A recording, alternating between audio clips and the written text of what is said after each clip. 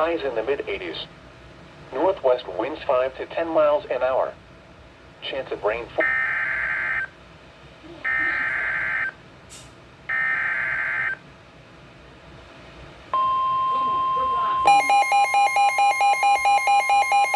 Wilmington or Columbia?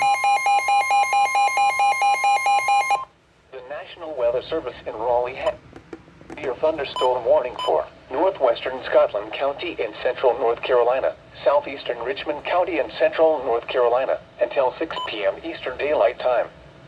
At 5:27 p.m. Eastern Daylight Time, a severe thunderstorm was located over Hamlet, or near Rockingham, and is nearly stationary.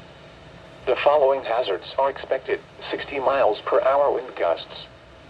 Source: radar indicated. The following impacts are expected. Expect damage to roofs, siding, and trees. Locations impacted include Rockingham, Hamlet, Dobbins Heights, East Rockingham, and Sand Hills Game Land.